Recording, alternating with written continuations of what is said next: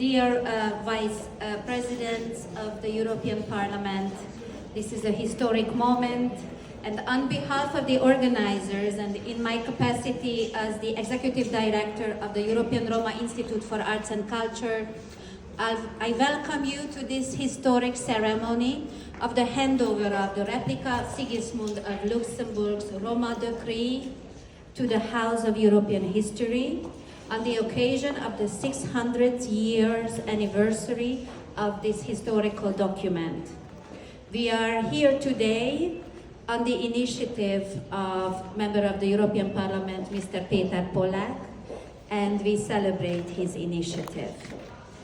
On April 17, 1423, King Sigismund of Luxembourg, monarch as King of Hungary, Croatia, Germany, Bohemia, and Emperor of the Holy Roman Empire, issued a letter of safe conduct granting a group of Roma safe passage.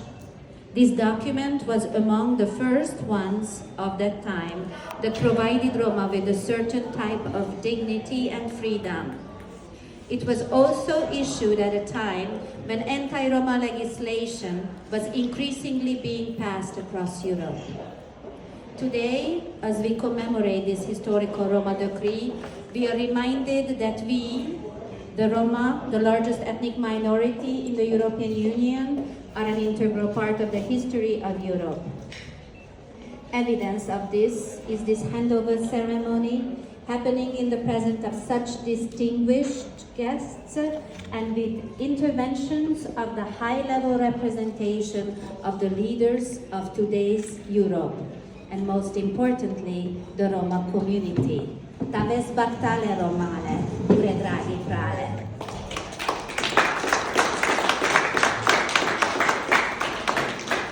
I would like to invite Mr. Péter Polák, Member of the European Parliament, the initiator, and the host of today's event, to deliver his opening speech, which will be translated to from Romani language by Orhan Gaius, the director of the Eurasian Roma Academic Network. And I want to pay attention to the significance of Romanes here today. Only every fourth Romani person speaks Romanes today. Safeguarding and preserving the Romani language is a common responsibility under also the framework of the European Charter for Minority Languages. And now I pass the word to Mr. Péter Polák.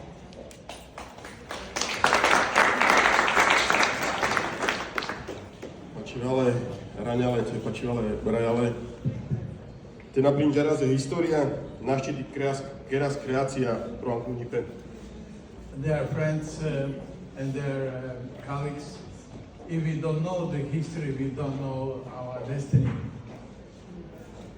Raja Jekto, viceprezidentov Európskeho parlamentu, Raja Karas, Raja viceprezidentov Európska komisia, Šefčovič, Rajní, viceprezidentov Európska komisia, Jurova, Rajní, šerutní lekomitostke, ale kultúra, edukácia, Verheyen,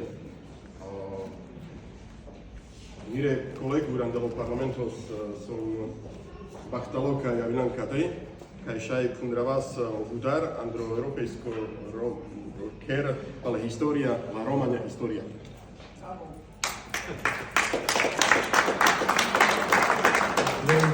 Very distinguished guest. I don't need to repeat the names. I'm very happy to welcome you here in the House of European History. And it is the first time that such door was opened to the Romani history. And I'm very happy again to welcome you. Som bachtaloka ești fundavas kada vudara la Romania historiaca ne kada ker la Romania ciba.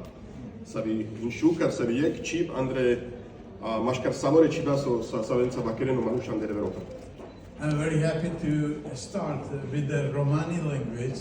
It is one of the languages that Europeans are talking about.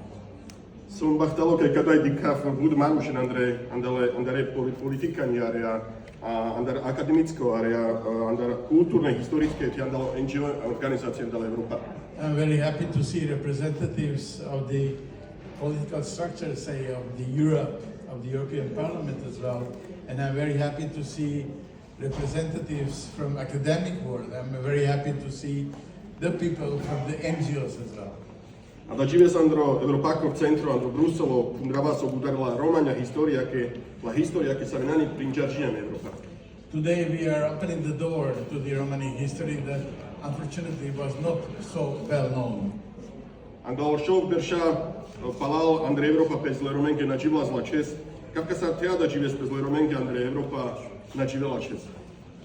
Before 600 years, Romani were not living so good in Europe, but also we can say the same almost. No kavka sa rada žive si namen evropejske lidera sa ve keren prekalo Romane Manuša Bud, kavka teadol šov berša sas Andrej Evropa lidero sa vodinjas dumo amare Romane Dajenge, Romane Dadenge, Romane Čavorenge, sas odao monarho Sigismund Luxembourg. Before 600 years, as Romani were living in Europe, it happened that a leader of Europe, King Sigismund, has made such opening of the door to protect the Romani people. Pačivale rania, pačivale raja, da žive samen drakljam, kaj te vakeras pale Romani historia, te vakeras samen palo parodrom saveha amare daja, amare dada, a tradenas Andrej Kajavrama. Today, opening such door, we always have to remember what was the life of our mothers, fathers, children. And that's why today is so important point to make it happen.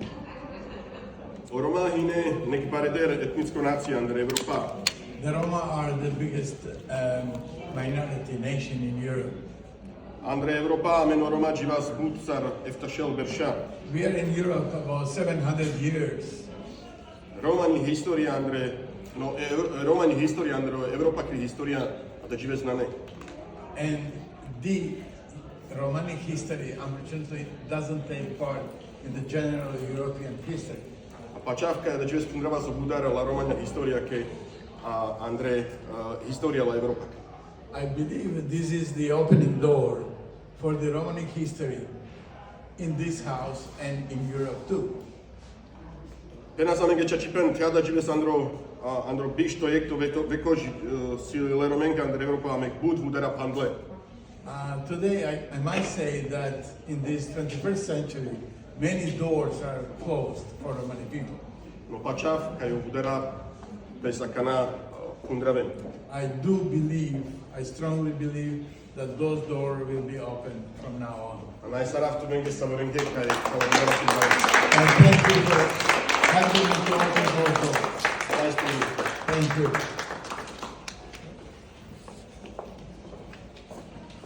Thank you for the wonderful words and providing this exciting moment for all of us, dear Mr. Pollack. And now I invite the introductory remarks by Mr. Othmar Karas, first Vice President of the European Parliament. It's an honor to have you. Honorable members of the European Parliament, dear Mr. Pollack, dear commissioners, Šefčovič and Jourova, dear ladies and gentlemen, dear colleagues and friends. On behalf of the European Parliament and its President Roberta Metsola, thank you very much to my colleague Peter Pollack, the Committee on Culture and Education and the House of European History for this important initiative during the EU Roma Week. When I first received the invitation to this ceremony, I asked myself what connection there was between the Holy Roman Emperor Sigismund of Luxembourg and the Roma community. I wonder how many of you have ever heard of the Roma decree. And it made me realize again how little we know about the history of the Roma community in Europe. as we only encounter this topic marginally in our schools and museums, and how important it is to provide information to create awareness throughout society.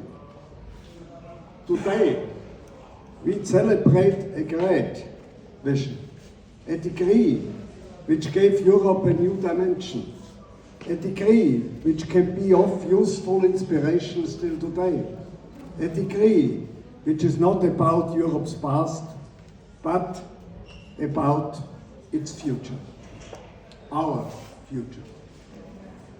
In April 1423, 600 years ago, Sigismund of Luxembourg, the most powerful man in Europe at that time, guaranteed the Roma community who had fled from the Ottoman Empire safe contact and protection in the Holy Roman Empire.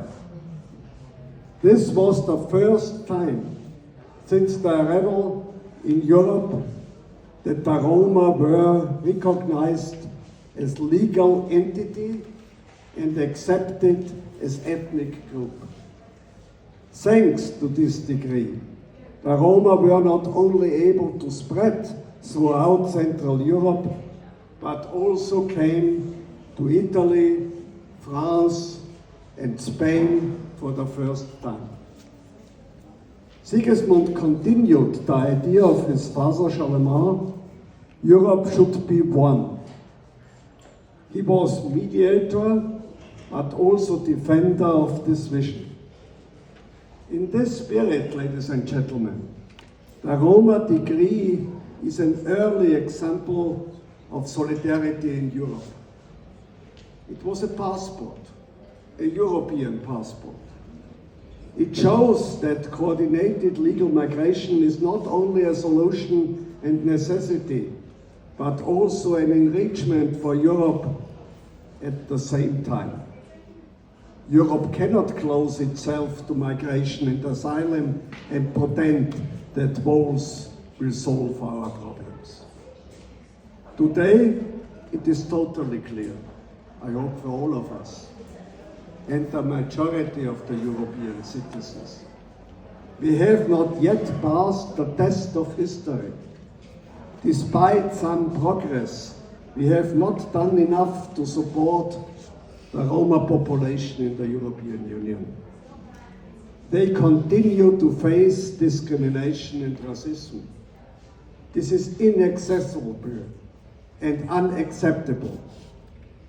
Therefore, our efforts must continue in line with the EU Roma strategy to establish a true union of equality and to celebrate the Roma as part of our union's diversity, who take part in our societies and have all the opportunities to fully contribute to and benefit from political, social, and economic life.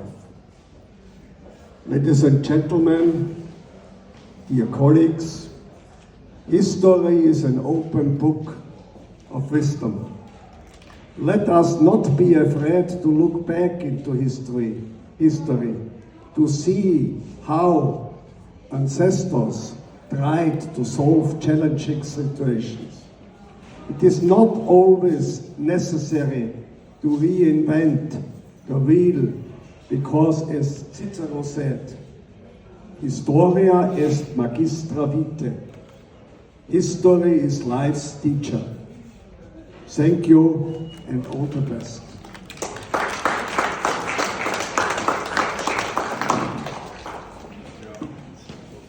We thank Mr. Othmar Karas, First Vice President of the European Parliament, for the insight and inspiration. And we invite to the stage Mr. Maros Šefčovič, Vice President of the European Commission for Interinstitutional Relations and Foresight.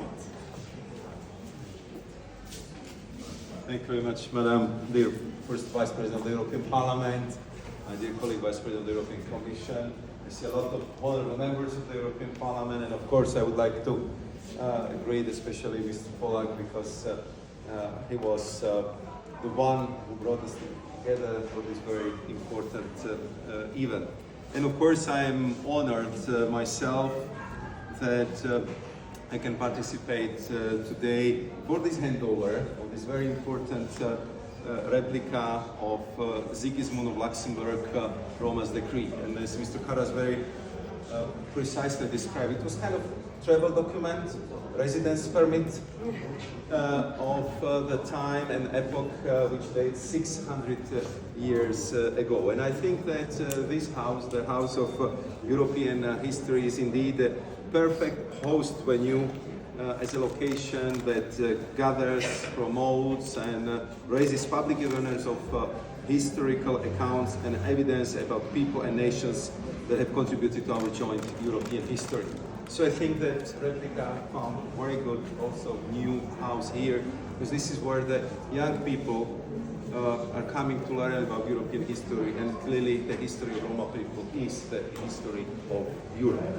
Today we celebrate the 600th anniversary of Roma decree issued at Spiš Castle in Slovakia, which at that time protected Roma living in Spiš territory and allowed them to move freely across the Europe. And being from Slovakia, let me make a little tourist promotion. It's a beautiful place. This is one of the biggest castles in Europe, and it's set in a beautiful setting, and therefore I'm very glad that also, I would say, the link between Spiš and Brussels was found through such an important document.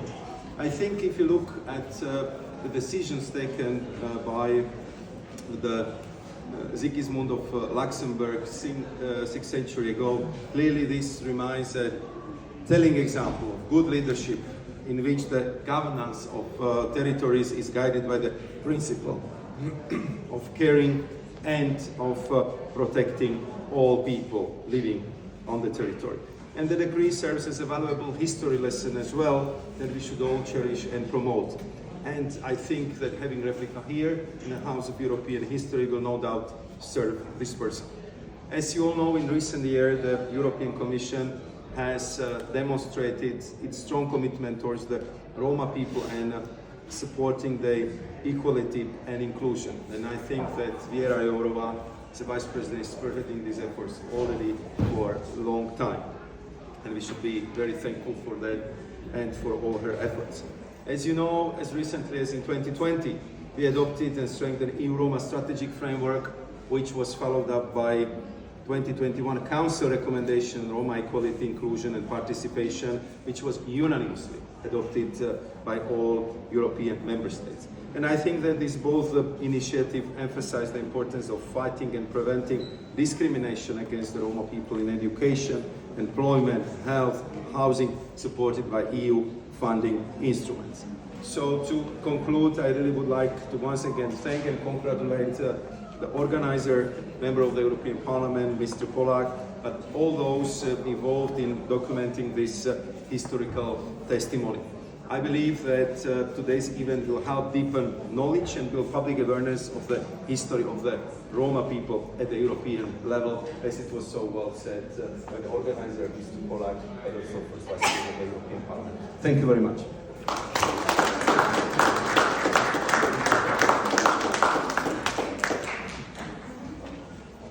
And we proceed.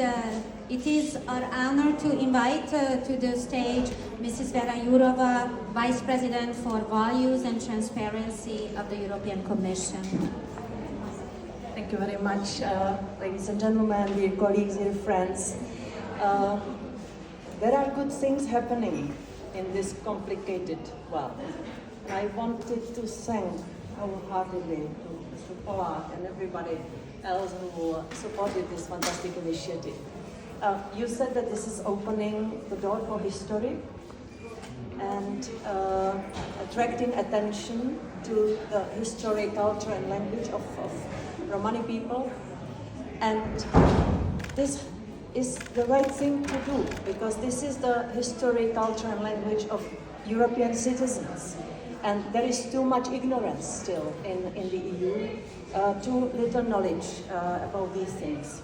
And I will not repeat the words and sentences about how education and promotion of Romani culture is important, I will rather tell you a story. How much time do we have? A short story about the real case when we see how close hatred, hostility and ignorance can go together. And this is the story of the concentration camp in Lety in Czech Republic. Because this concentration camp was established by Nazis. There were 1,300 Romani people detained. They lived there in horrible conditions. 360 people died on the place and the rest was transported to Auschwitz. Only several people survived and their voice was never heard. And I have an evidence, and here comes the ignorance and the lack of attention coming. Because after the war, the communists built a pig farm on that very place where the Romani people were dying. Pig farm, pigs. And it lasts several decades. Nobody cared. Then in 1995, Václav Havel came with the initiative to at least create some commemoration place. Of course, it was not on the very place. It was in a forest nearby. The stone with the text reminding us of this horrible piece of history. There is a ceremony every year. Every year I went to that place, to that ceremony. I was ashamed from the bottom of my heart that I and others who have some influence do not do enough to stop this ignorance, shameful part of this story. We were standing there each year, remembering the victims and smelling the pigs.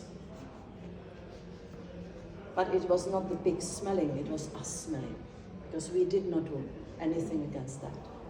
This story has a good end, because the previous government bought the pig farm, demolished it, and now, I hope, nice, telling memorial, or the building, the museum is being built on that place.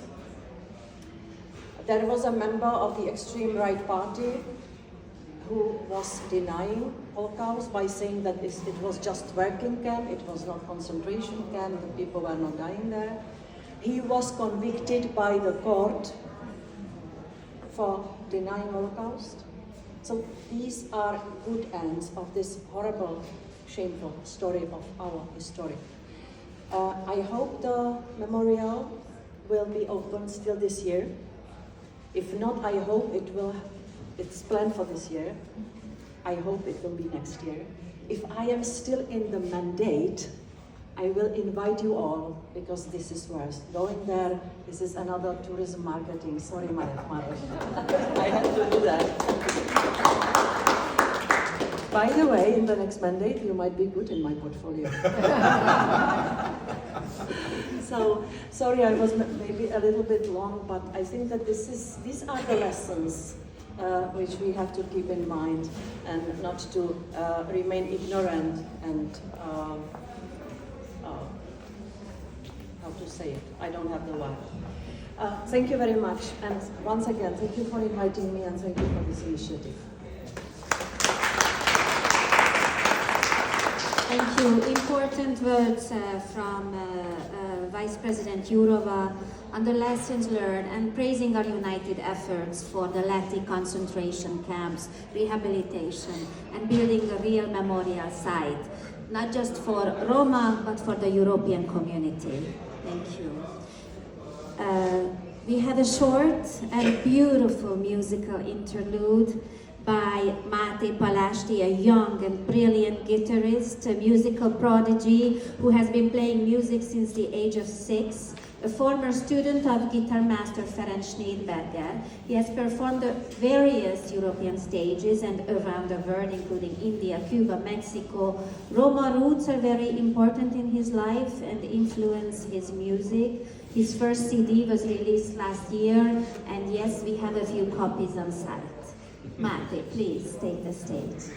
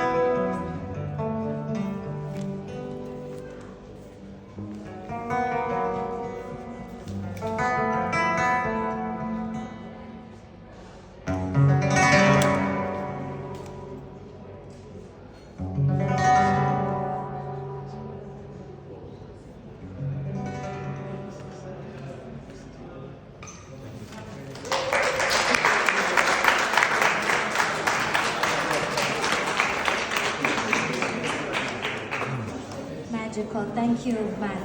Really, that was beautiful. We continue with the important remarks of Mrs. Sabine Verheyen, Chair of the Committee on Culture and Education. Welcome. Thank you very much. It's an honor for me to speak after such a wonderful piece of music. It's really lovely, and I think that is something that we always have to see. We love the Roma music, we love what they do in arts, but when it comes to really respecting, we have a lot to do. And I think we should always think when we listen to such wonderful music, what's behind and which history is behind these people. It's a great pleasure for me to speak to you as the replica of the Roma decree is ceremoniously presented to the House of European History. And I'm also very happy that we have the head of this wonderful institution with us here. It's wonderful that you have you here.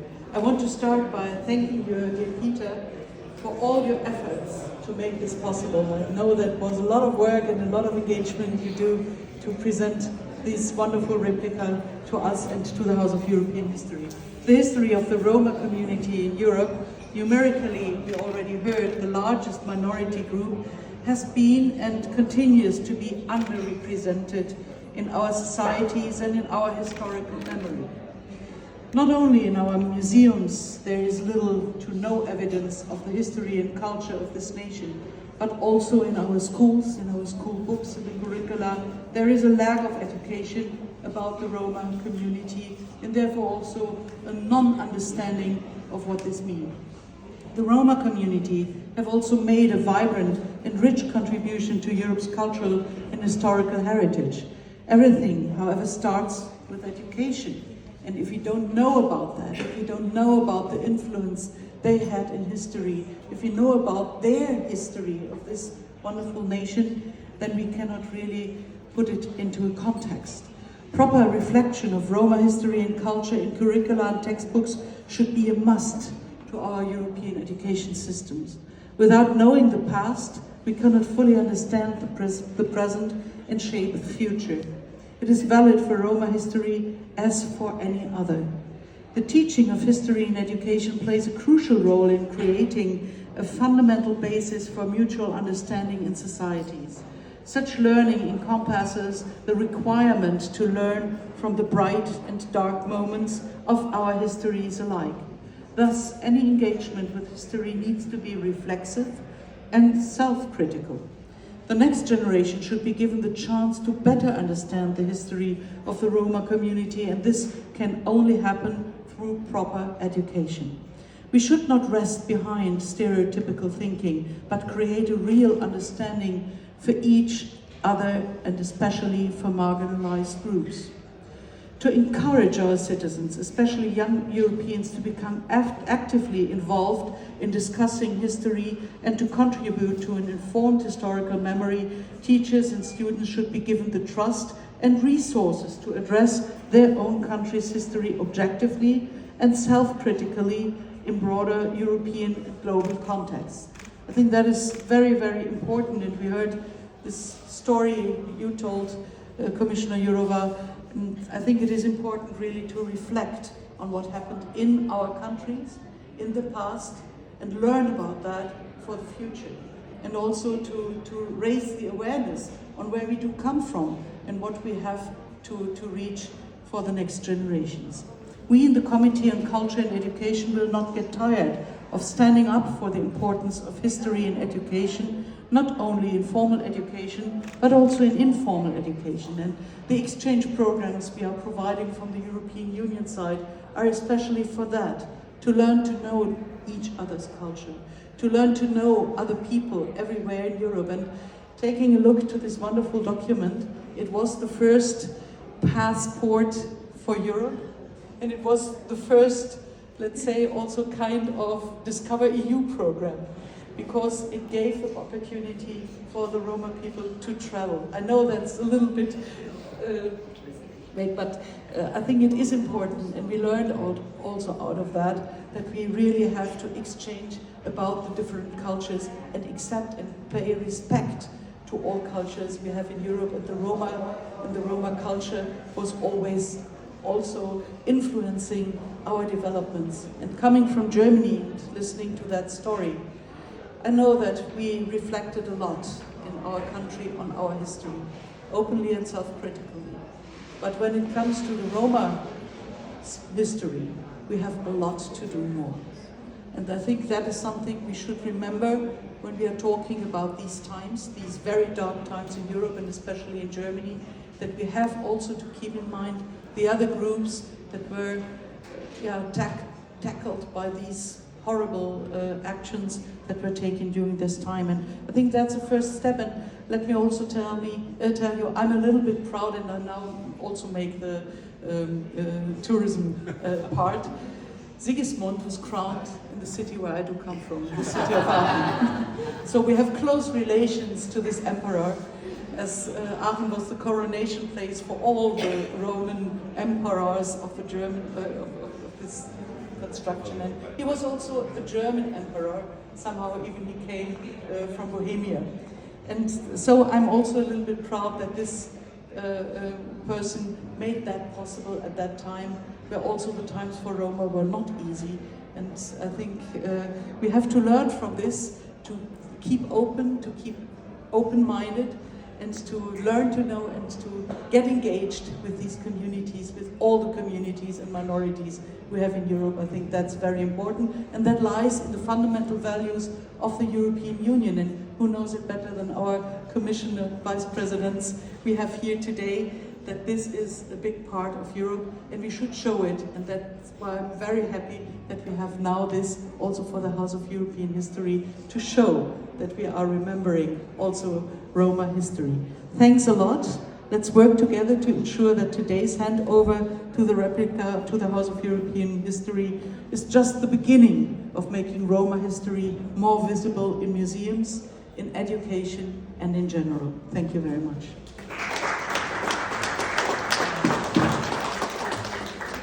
Thank you. It is my privilege and pleasure to invite Mrs. Livia Jaruk, a member of the European Parliament, to the microphone. Thank you so much. It is my honor to be here, and it's really a great honor. Just Soraya was saying in the morning, everybody speaks better today, everybody looks better today. We are looking at each other with Roma, with love in our eyes after this beautiful music, because you put everything in it. The centuries of suffering and the century of sunshine that is making us alive. And just with your music, for the atheist, the sun had a voice, but I can also say for those who believe in God, God has a say. Just here today, looking Roma taking their place, their deserved place in the history of Europe. Not only in the economy of Europe that we have so heavily contributed, and not only in the culture of Europe that we were also very big part of. With your music, with this decree today, the Roma are taking their place that they deserved. So many door openers, from Charlie Chaplin to Tyson Fury to Zlatan Ibrahimovic to the Gypsy Kings. I could say so many Roma who has already stepped into this door and were recognized as true Europeans. And I think it's very important that all the members of this nation are recognized as true Europeans, and we have to thank those progressive leaders who were ready to open these doors, who are ready to do it today. And we have to thank those researchers, those cultural and research institutes like the Hungarians, or here today the European History Museum, who are ready to take up the huge work of recording, collecting the pieces of the Roma history. I would like to thank you all and wish all of us a good start or a good jump from this very historic moment. It's making our heart beat faster. It's making us cry today. So probably this is, we are all looking at with love to each other, and probably this is where everybody is speaking so much from heart. Really, I've never heard so speeches when it comes to Roma issues. And when we were talking about the decree being a passport, what I wish for Europe is for the newcomers, it doesn't take 600, 800 years to integrate. So it's extremely important that we do our job well and we really introduce integration projects. We are really integrating, but most importantly, recognizing. Roma doesn't need to be integrated. They don't need to be welcomed because we are welcomed for 1,000 years. What we need to be is respected and recognized. Thank you very much. Opre Roma.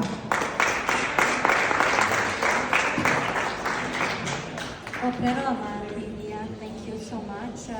We invite to the stage Mr. Rommel Franz, member of the European Parliament. Rommel, please.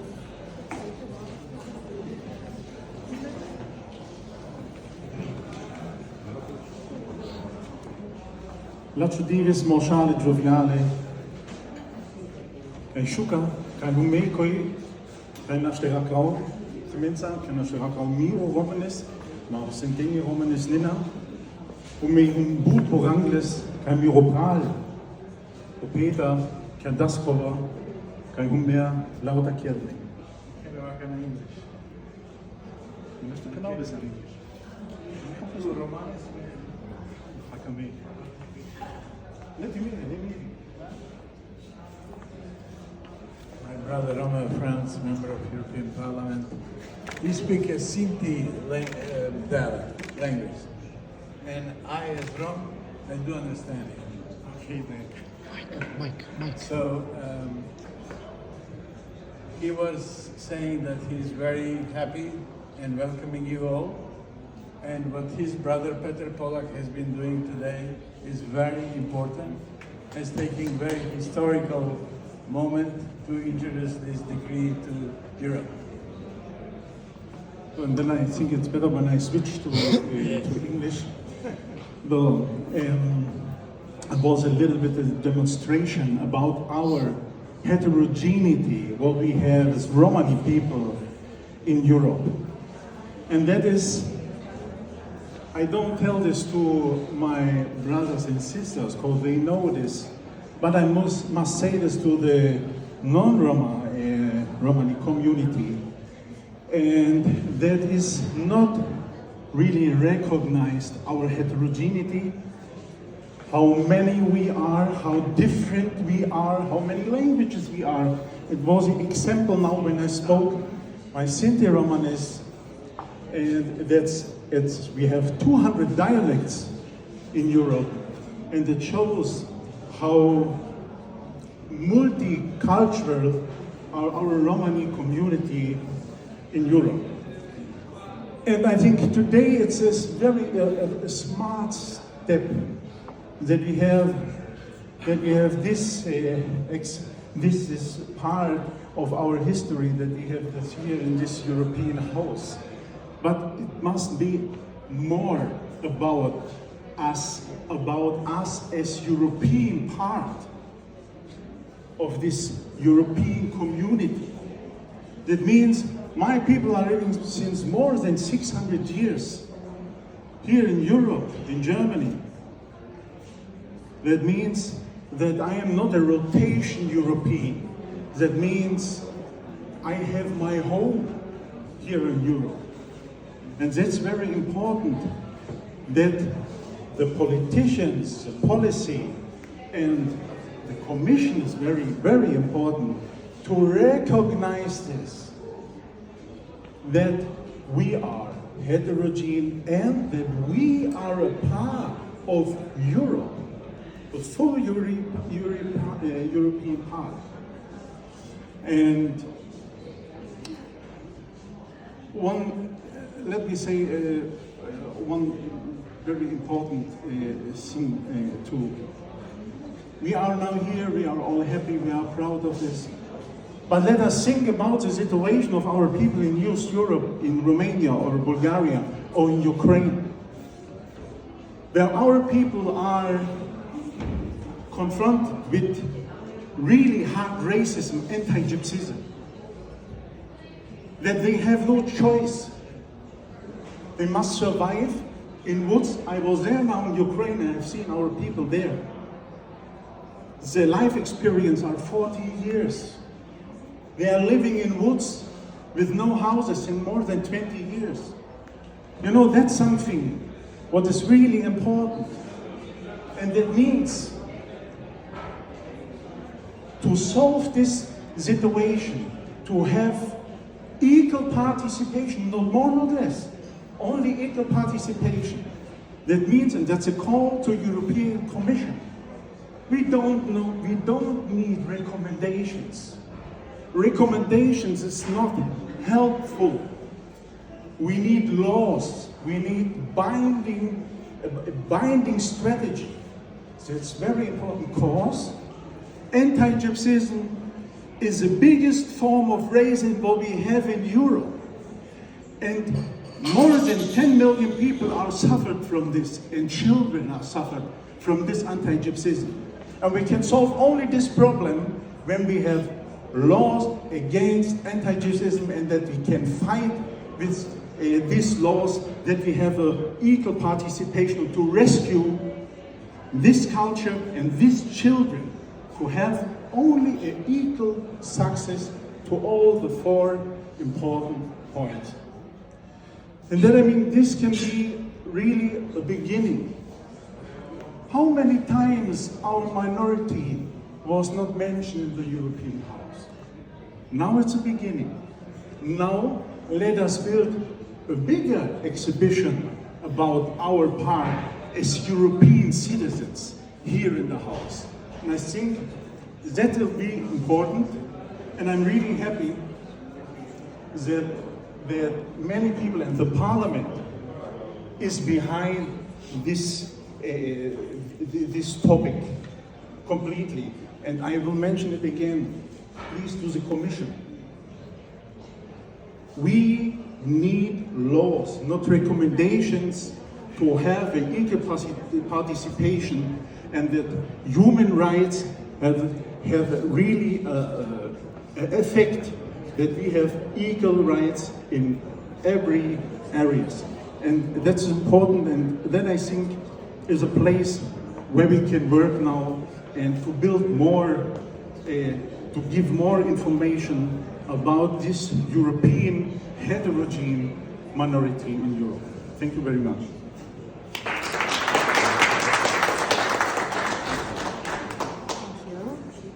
We continue the ceremony with the words of Mrs. Constance Itzel, the director of the museum where we are today, the House of European History. I pass the word. Thank you very much. Dear members of the Roma community, dear vice presidents of the Commission and of the European Parliament, dear members of the European Parliament, dear organizers, dear guests, Europe's largest minority should have the space it deserves in museums across Europe. At the moment, Roma history, as we have already heard, is underrepresented, and artifacts related to Roma history are hard to find in museum collections. At the House of European History, we have therefore decided early on in our existence that we also needed to reinforce the presence of Roma history in our permanent exhibition. Therefore, last year, we launched a research action in order to acquire objects and expertise about important topics of Roma history, such as the 500 years of Roma slavery, the memory and consequences of the enslavement of Roma, the Roma Holocaust, the discrimination and segregation of Roma after World War II. For example, the sterilization of Roma women and the discrimination of Roma children in the schooling systems, contemporary discrimination and segregation, but also Roma empowerment and self-expression. For this research, we have been working with the Romane Rodimata Center for Cultural and Social Research in Romania, the Roma program at the FXB Center for Health and Human Rights at Harvard University, and with a group of women harmed by forced sterilization in the Czech Republic. At the outcome of this research, we will update our museum's permanent exhibition in order to include more Roma history into the displays, as it is an intrinsic part of European history. And since the opening of our museum in 2017, we have also held several events about this important topic and about Roma Holocaust, and acquired different artworks by Roma artists about discrimination and about the Roma Holocaust. The decree of Sigismund, therefore, handed over today to our museum, ties in very well with our efforts to reinforce Roma history in our European history displays. And I would like to cordially thank MEP Peter Polak for this initiative and the Hungarian National Archives for the production of a very high quality replica. So while we will show Roma enslavement and discrimination in our permanent exhibition as a long-standing issue, this decree stemming from the 15th century is an encouraging sign that also respect and protection have their history, and that some rules and authorities in the past have been acting responsibly towards Roma people and have taken measures to protect it. And this is an encouragement and a call for action also for today. So I am now very honored to receive the replica on behalf of the House of European History. Thank you for your attention.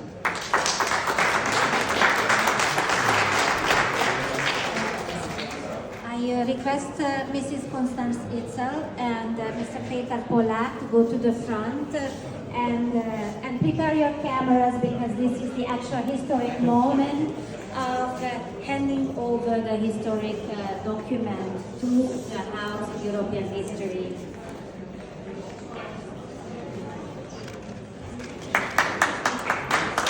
Can you look